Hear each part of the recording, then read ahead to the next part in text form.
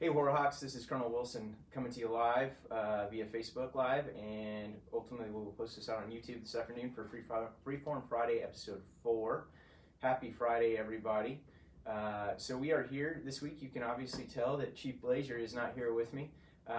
Congratulations to he and Jen. They are celebrating their 22nd wedding anniversary. Anybody that follows his 37 Training Wing Command Chief page will be able to see that. He's put a post out there on that. So big congratulations to them while they're off celebrating and taking a little time off. But we won't focus on who's not here this week. We'll focus on who is, and that's Chief Thaddeus Gravely from the 37th Training Group.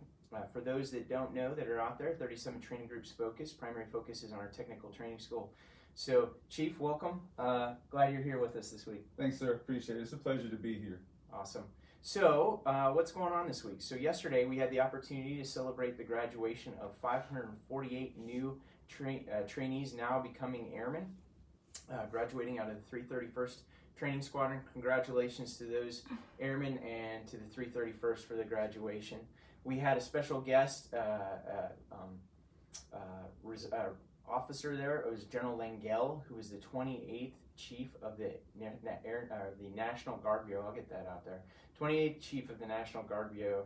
And so why is that pretty cool? Well, one, it was the day before his retirement. He had a spinning flight over there, F-16 flight over on the Kelly side yesterday. So he retires. He's a member of actually the Joint Chiefs of Staff as the Chief of the National Guard. So pretty cool. He came here, he thought of us, and he made his remarks to the 548 graduates as he gets ready to retire this afternoon. So pretty great event.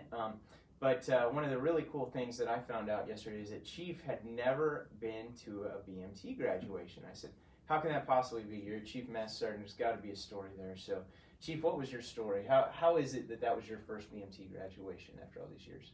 Okay, sir. So, just like Colonel Wilson said, I shared with him yesterday, and this is something when I tell the story that just kind of blows a lot of people away.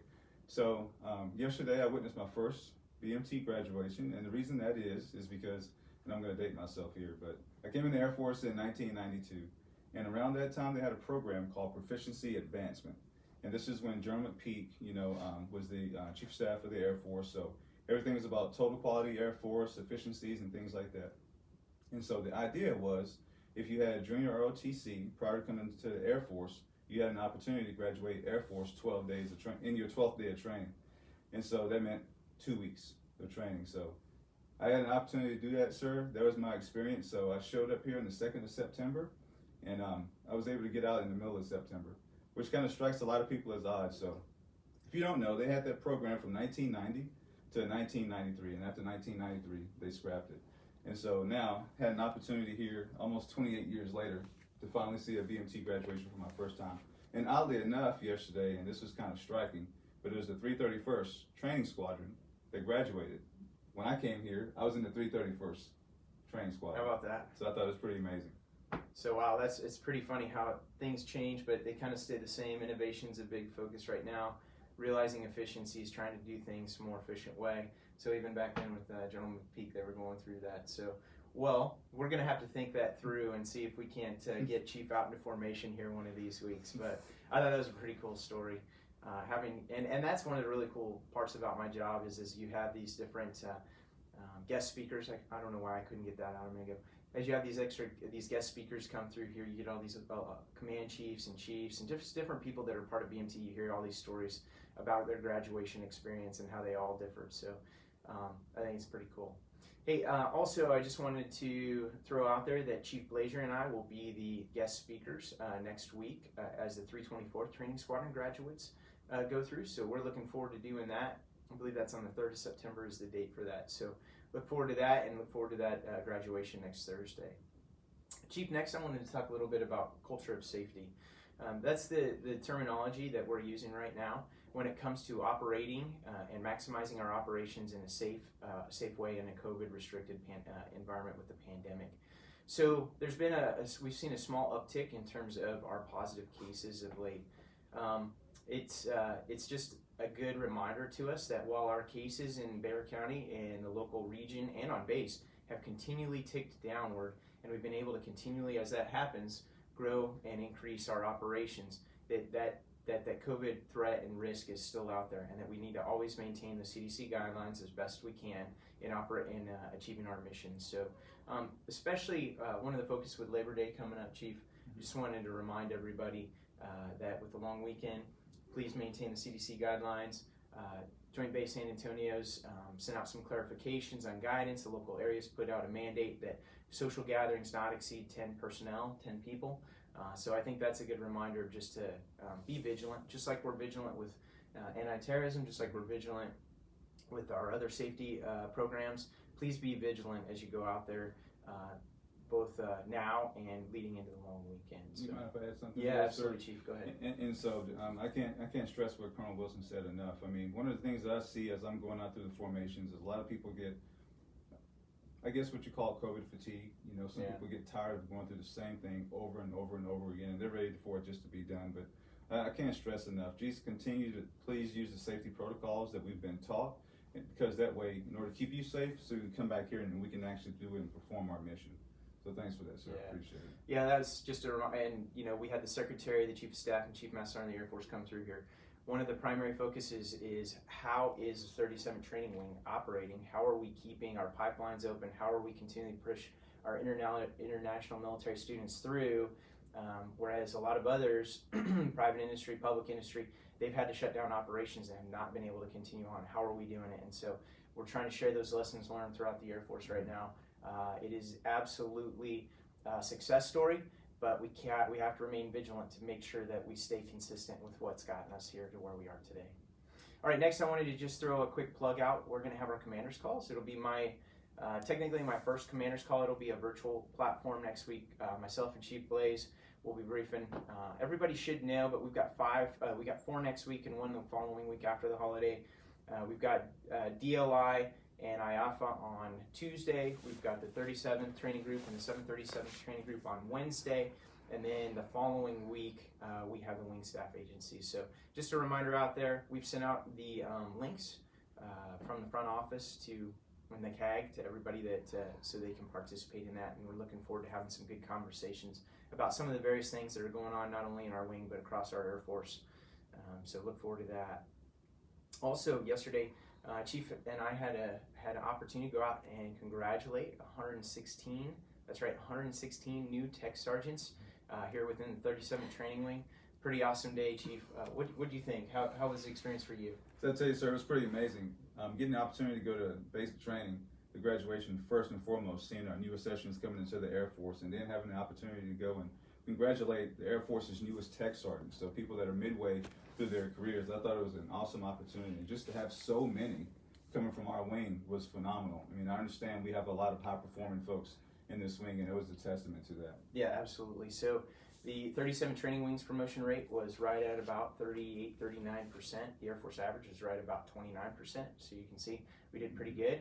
Chief, we've kind of grown accustomed to that with our highly selectively manned career fields that are out there performing very well. We saw that. We were able to share a little bit with the tech sergeants in terms of, hey, what you've done has gotten you here, but the reason that you're being promoted to the next level is for your leadership capability and potential as an NCO going forward. So I think that resonated with them. It certainly resonated with me. I enjoyed it. Special thanks to Sergeant Peck and Sergeant Bass Knight, who put the event together, able to do it again and under the auspices of a culture of safety where we're able to spread everybody out, meet all the CDC guidelines, yet still celebrate. And so just a final reminder to those tech sergeants, enjoy the moment.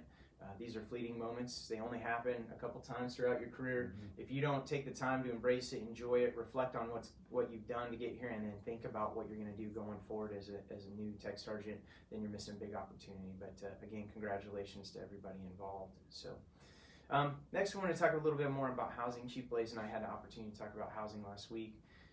For those that have seen, I sent out on Friday a Hawk Talk, a special Hawk Talk that was focused on housing as a matter of health and safety. We had a pretty good, and it was a survey essentially with a message from me. The survey was good. We've had some good feedback, but we encourage those that are still out there that are having problems to please participate in that. Our focus going forward is to be able to facilitate change. We know that there's some systemic issues out there in terms of families and mold, families with HVAC systems that aren't operating, families with potentially some kind of pest infestation, and I think honestly the numbers are low, but it doesn't matter if it's a low percentage or a high percentage. If it's happening to you, then it's critical and it's important. And so our intent here is to track those individuals in each one using the proper guidelines for how you do that. And the first and foremost is you go to the project owner, Balfour Beatty, with the work order. If not satisfied there, you go to the military housing office. If not satisfied there, you go to the resident advocate. If not satisfied there, then you work through your chain of command. But we want to know, irregardless of what step you're on there, what's going on, and if you're having problems with your housing. Chief, any thoughts on housing in general and quality of life of our airmen? Absolutely, sir. So I spent time, civil engineer is my background. I was a squadron superintendent at 2 installations before getting this job here. And so I'm pretty familiar with housing and housing operations. And one of the things I've seen in the past is that sometimes airmen continue to suffer in silence. If they'll have an issue and they'll let it boil up to the point that, you know, it just gets overblown. So I'd say if you're having any issues with housing, make sure you're communicating, just like Colonel Wilson said, through the housing chain, but also remember to communicate through your chain of command, because we can also help be advocates for you with housing. So don't suffer in silence. Make sure you come online early and often if you're having issues with housing, and we can kind of help with you and team with you to get those issues resolved. Yeah, it's like you said, you know, we are here for that purpose. I can't tell you the number of times in just the last week I've heard people say, well, we didn't want to inconvenience our chain of command. It shouldn't take this from our chain of command. No, that is our job. That is what we are here for. In fact, if you're not using us, that tells us that we're not doing something right, because you don't feel as though you can approach us with your problems. We want you to approach us with your problems. That is absolutely why we're here. And believe us, we are going to be your strongest advocates. We want to take care of you. We want to make sure that you and your families are safe. So please, please, please, please allow us the opportunity to do that from the bottom of my heart. Along those lines, we have a town hall. The 502nd Air Base Wing and the Joint Base San Antonio Commander, General Miller, will be over here Monday evening at 1800 at the Gateway Club. I will be participating as well. Chief Blaze and Chief Snyder, the 502nd Command Chief, will be there, and participating as will CE and a number of other organizations. So there's 2 different options to participate. The Zoom link is out there. The CAG, again, has sent that link out there for those that want to participate virtually, but also by virtue of doing an in-presence opportunity to participate. Again, we'll meet this with the culture of safety in mind, the CDC guidelines. It'll be in the large ballroom over in the Gateway Club. But irregardless, we'll make sure that the standoff requirements are met. So if anybody is so inclined, they're absolutely able to participate in both means and through both ways. So, all right. While we're talking about surveys, I wanted to talk about a little bit about the AETC training gap analysis survey that's out there. As training professionals and being in a training professional career field, this is something that we should all be focused on and making sure we take the survey. It's all about the airmen that we need going forward. That's a big thing. That is one of the new Chief of Staff, General Brown's top priorities, is making sure that we're focused on training, development, and education. So that as the ATC Commander General Webb has said, you know, the airmen that we need is critical to us and trying to identify where those gaps are. So Chief, I want to encourage everybody to participate in that training survey. I don't think it's going to take very long. I think pretty much everybody in our wing, honestly, is eligible to take it. Chief, any thoughts about training our airmen? I know that's a passion of yours. So. It absolutely is a passion of mine, and I'll tell you what better place here than being in the 37th Training Wing. And so kind of like the Commander was saying, you know, when it comes to the training gap analysis, we really need to know, because we have to project for future threats. What training do we need our airmen to have, and when do we need it? So this survey was sent out, it was earlier this week, right? Yeah, that's right. It was sent out earlier this week, and the target audience from the email that came out was training administrators, curriculum developers, instructors. But kind of like Colonel Wilson said, I think this is for everybody in the wing. So if you're a supervisor, commanders, first sergeants, chiefs, I would encourage everybody to take that survey, because we all have a little bit of input to provide on some of the things and some of the ideas that we think our airmen need to keep kind of pursuing in the future. Yeah, thanks, Chief. Yep, absolutely. So I think you've heard it from us. Now, hopefully that emphasizes enough the fact that this is a critical survey to our job. It's the core root of why we're here. It is our mission. That word train, I talked about that word train. That's part of my mantra, Warhawks train to win. But you know, training, force development, key to our success. So please take the time to take that. I wanted to talk real quick also about Hawk Talk. So Hawk Talk is the emails that have gone out from my position over the last several years. As with anything, there's always some change. Anytime you have a change of command, you have a change in leadership. So I've been really trying to, through this medium, through the Hawk Talks, through getting out there and communicating in person, through commanders calls, really trying to figure out where the sweet spot is in terms of communication. It is an imperfect science, I will tell you that. It's more of an art form. And so I recognize that there's never going to be one perfect way. So I'm going to do a little bit of everything. So we conducted a survey on the Hawk Talk we sent out a couple weeks ago. And the feedback was pretty loud and clear that, hey, less is more in this case. And so I had transitioned to a bi-weekly Hawk Talk where it went out twice a week. I'm going to narrow that down to just once a week. It's going to complement Freeform Friday here. So you'll see some of the similar things, but you'll see some differences as well. So we're going to do that once a week now. Most likely go out around the first part of the week, and it's going to be a condensed format so people can read it quickly and take a look quickly and get through it. So thanks for your feedback on that. Message received loud and clear. We're going to press forward in that direction as well. So then also I want to talk about PT.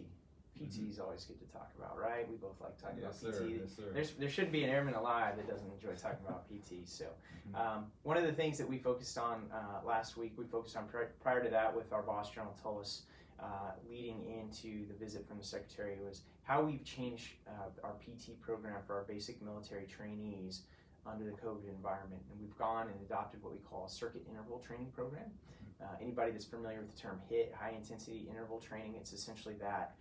So less running based, less strength training based, more rotational cardio interval training type of thing. And so now we have seen the successes of that. We did a beta test. We saw the PT results were at least as good, if not better. And we saw some of our critical injuries to some of the major muscle groups and joints and bones and different things like that. Some of the injuries have gone down.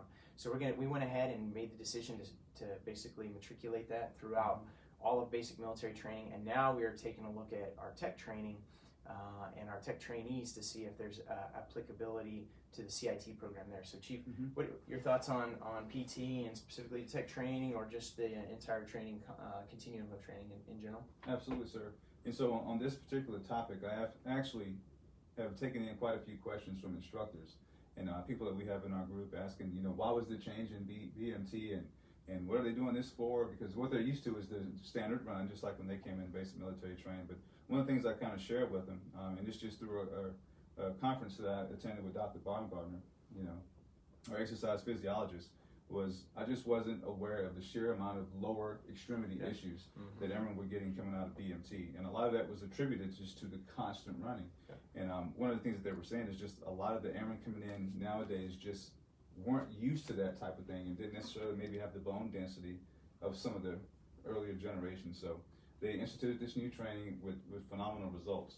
And I would say by the time they're getting over to tech training, we're seeing some really good results too, because they're continuing to do well in PT, because we're kind of curious about that. But now we're going to be looking at establishing the same regime in our formations over in tech training, and I'm actually looking forward to it, to kind of seeing what comes out of it. One of the career fields that we'll see that a lot is security forces. That's a very physical career field. Yeah, for sure. And we have a lot of lower extremity issues over there in security forces. That's Absolutely. Part of our medical holdovers. A big part of that is that. So I'm just looking forward to kind of implement it over there and kind of see what the results are. Yeah, I think anything that keeps our airmen in the training pipeline longer, keeps them out of med hold, pushes, and not only that, improves their performance. Absolutely. But finally, and the most important thing is builds a lifestyle of fitness. So that's the thing. While at BMT or tech training, they're going to show you how to work out. They're going to kind of require you to work out while you're there. The real passion here is to try and get it so that it becomes a way of life, something that you begin to build into your lifestyle so that you almost can't live without it. And that's how I've grown up, is that it's become such a key element of my life that I couldn't imagine not doing PT on a regular basis or recurring basis. And that's what we want. We want them to enjoy it. And I'll tell you, if you're running around with shin splints, that's not going to be an enjoyable process. So quick story, I have a 20-year-old son who's attending the Citadel. He's a junior, and he went in for his knob year, and he was not used to running, and that's of course what they did. You're at the Citadel, it's a military institution, and he developed shin splints, and it took him forever to get through it. He finally did, thank goodness, and now he can run.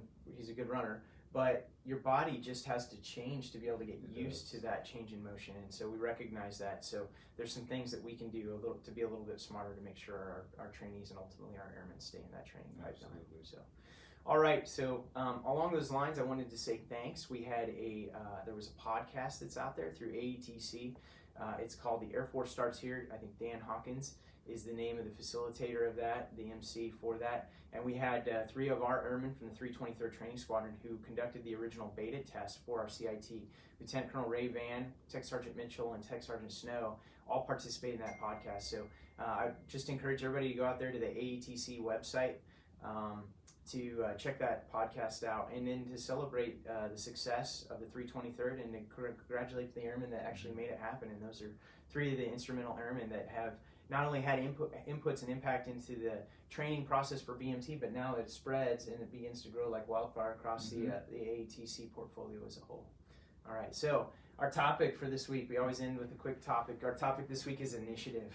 An initiative is a word that kind of means a couple different things to people. Initiative could be like going out on your own, in advance, proactively, but it also could be grabbing the moment, kind of like he grabbed the initiative, took the initiative, and then moved out and made everybody else react to that person. So, Chief, what do you think of when you think of initiative and relate it to something in your life?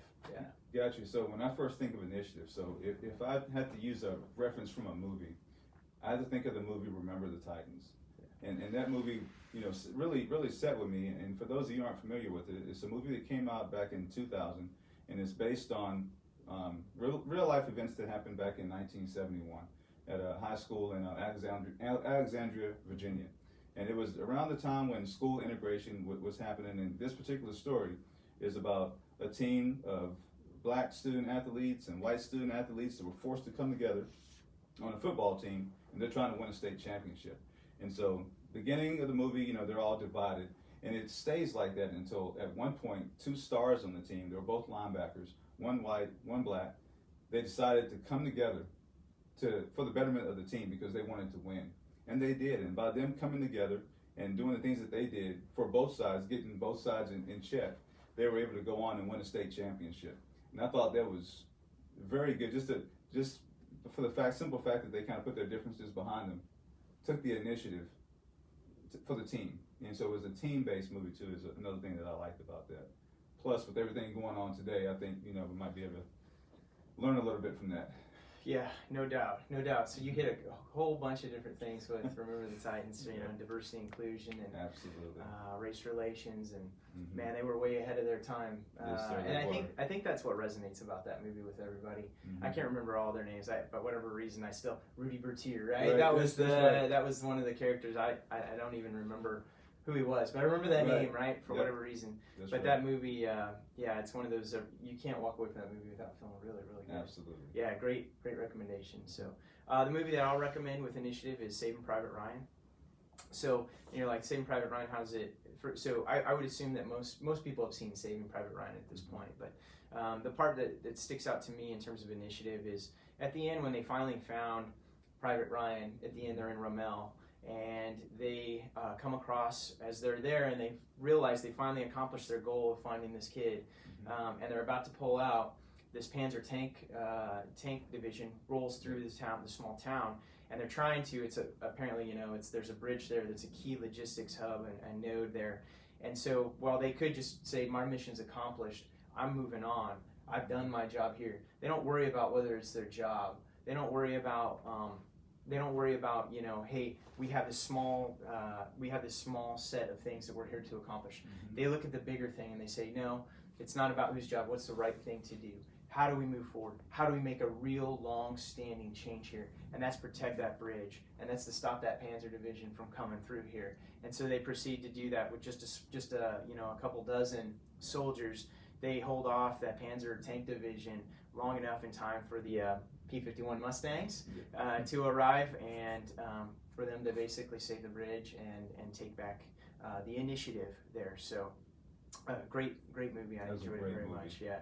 So when it comes to initiative, again, just some of the thoughts that I echoed. It's about being proactive. It's not about looking at your job in this little, what's my role here? Your role is really important, but always trying to keep that bigger thing in mind of what's the way forward. where's our organization headed? Taking initiative, not being told to do something, doing it because it's the right thing to do, and it's how you move forward without that direct, constant supervision. That's initiative.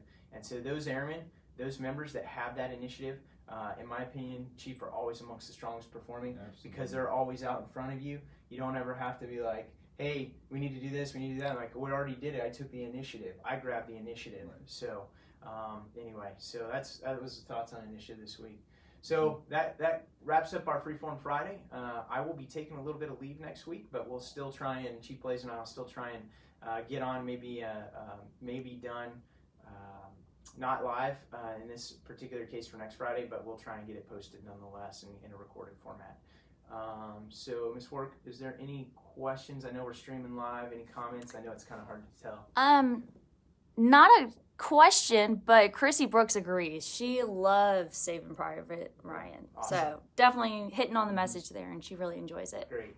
Thanks, Chrissy. Thanks for tuning in. We are going to do this every Friday, as long as we possibly can. Chief, thanks for special guest starring here this week. It's been a pleasure to work with you over the last few days. It's a pleasure to work with you every day in your capacity as the training group, but as the acting command chief. While Chief Blaze is gone, really enjoyed having you up here. Thanks, sir. Appreciate it. It's been a lot of fun. Yeah. And one final thought. I wanted a special congratulations to Major Silva Garza from our CAG, previously of DLI, who was recognized this week for intermediate, and she's going to be going off to intermediate developmental education in Brazil. Holy cow, what an experience, right? What an opportunity. And that was what she asked for, and that's what she got, Chief. So very strong performing airman. Really happy to see her succeed and be able to enable her to succeed, but ultimately that success is hers from her hard work, her dedication, her initiative, and her commitment. So, all right, thanks, Warhawks. Been great talking to you this week. Look forward to seeing you as Chief and I get out for the Fun Friday portion of this and go recognize some of our airmen, our members. Take care. Have a great week. Good.